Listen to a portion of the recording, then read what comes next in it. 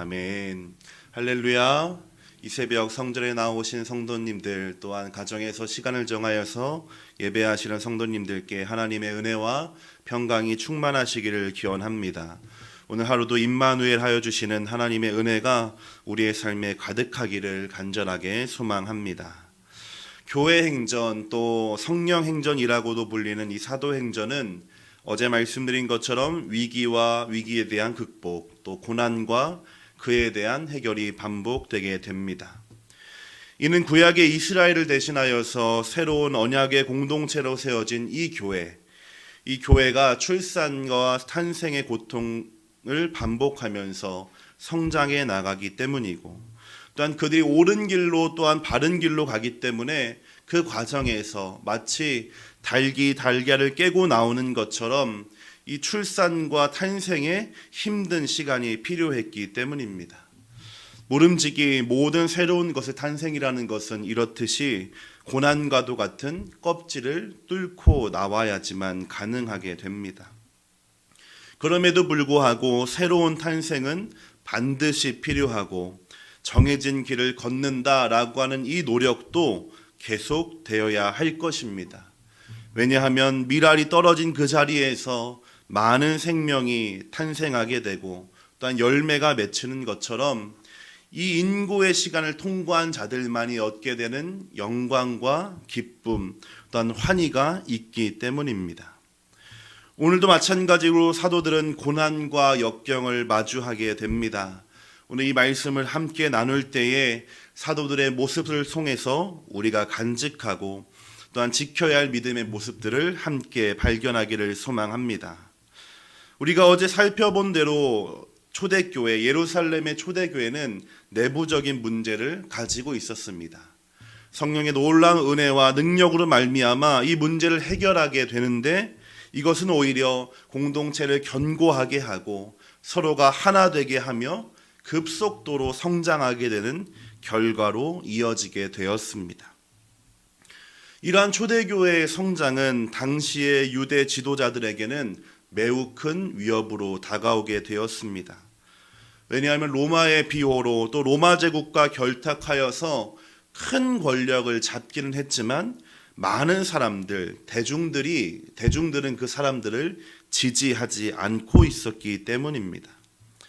이러한 상황 가운데 사도들과 교회에 대한 인기, 사람들의 인정과 칭송은 자신들의 기반이 흔들릴 것처럼 느껴지기에 충분했고, 더 나아가서는 메시아라고 믿게 되는 이 예수 그리스도를 죽인 주동자들이 바로 자신임이 드러날 것이 아주 큰 두려움으로 여겨졌기 때문입니다.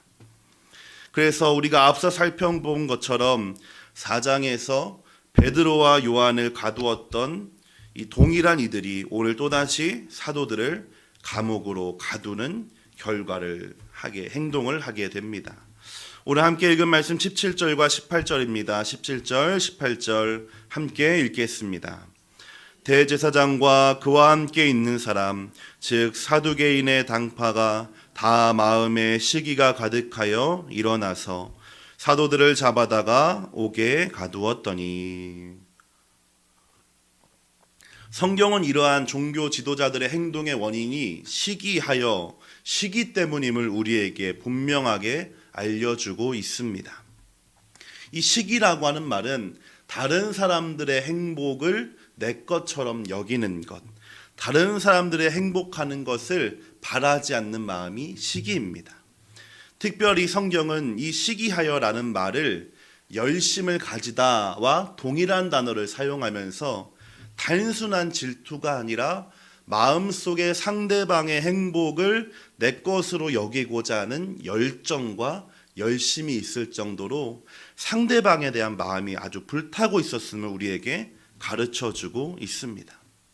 하나님을 섬기고 또 하나님을 경외한다라고 하는 이 유대의 종교 지도자들이 과거에는 예수 그리스도를 시기하여서 그를 십자가에 못 박았고, 이제는 그의 제자들마저 시기하여서 감옥에 가두는 결과로 이어지게 되었다라고 하는 것입니다. 시기의 이면에는 이와 같이 상대방, 나의 것이 아닌 것을 탐하는 욕심이 있습니다. 그리고 욕심은 성경이 우리에게 처음부터 말해주고 있는 죄의 근원이기도 합니다. 내가 가지지 못한 것을 가지고자 하는 마음, 타인이 누리는 행복을 욕망하고 시기하는 것이 바로 이 질투이며 시기이기 때문입니다. 그러하기에 시기와 질투하는 마음은 우리의 영혼을 병들게 하고 또 죄와 타락으로 향하게 만듭니다. 시기와 질투는 우리의 영혼을 병들게 할 뿐만 아니라 우리의 삶을 죄와 타락의 길로 향하게 한다라고 하는 것입니다. 그래서 사탄이 처음에 타락했던 것도 이와 같이 하나님이 받으셔야 할 영광을 내 것이라고 생각했기 때문에, 하나님이 누리고 계신 것들을 나도 가지고자 했기 때문에 그러한 욕심에서 비롯됐다는 것을 우리는 알 수 있게 됩니다. 우리 이사야서 말씀을 한번 찾아서 보도록 하겠습니다.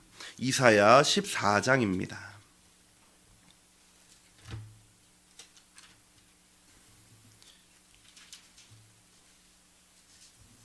이사야 14장 12절로 15절입니다. 이 하나님의 천사장, 하나님을 찬양하는 천사였던 계명성 사탄이 어떻게 하여서 타락하게 되었고 결국에는 심판을 받게 되었는가?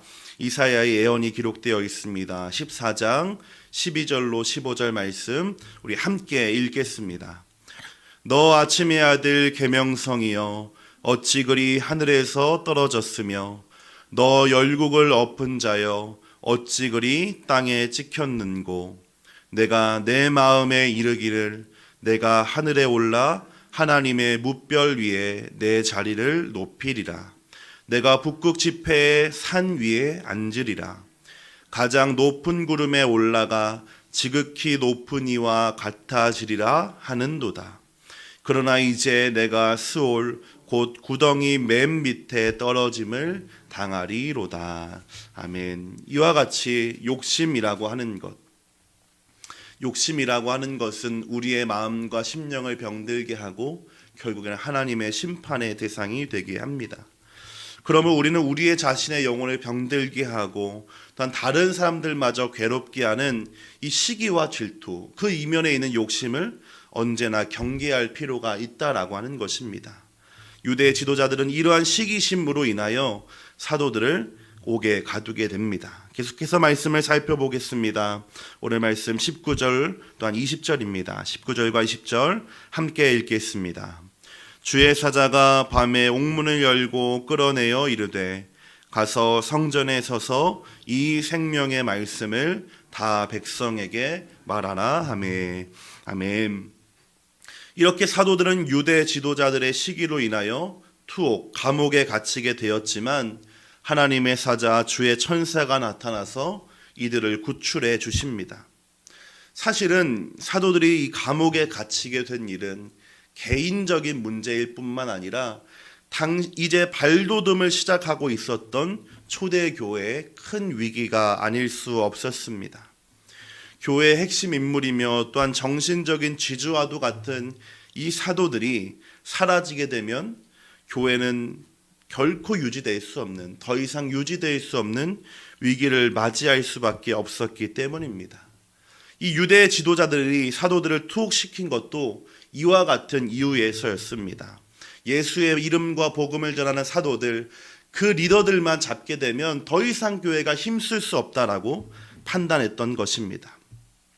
그러나 이러한 순간에 하나님께서 등장하셔서 개입하시고 사도들을 감옥에서 구출해 내신 것입니다.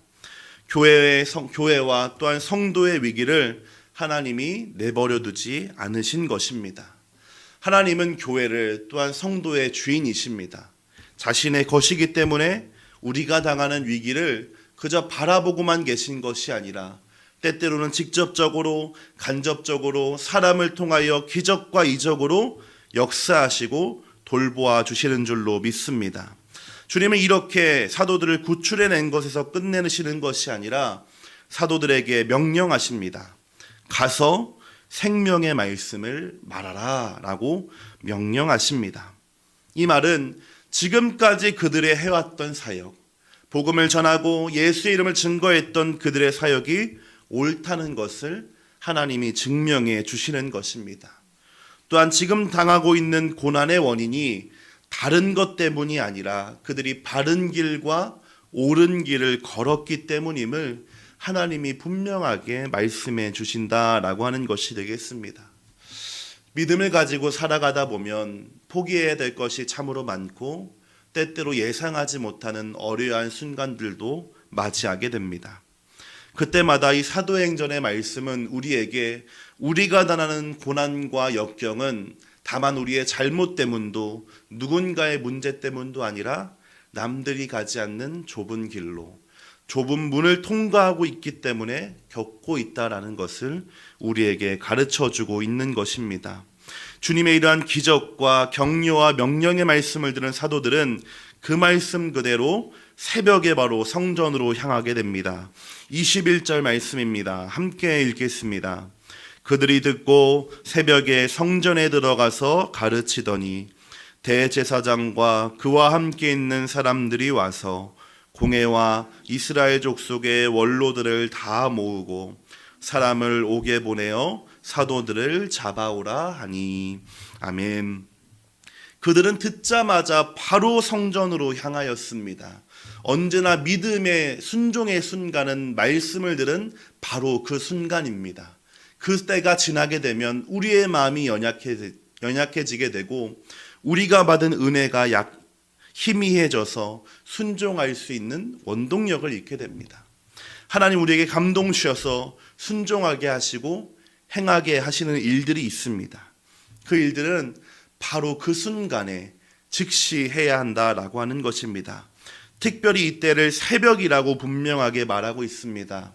새벽에 성전으로 향하였다라고 하는 것은 새벽에 예배를 드리기 위해서 오늘 우리 성도님들처럼 신실한 마음과 믿음을 가지고 예배하기 위해 성전을 향하던 사람들이 있었기 때문입니다.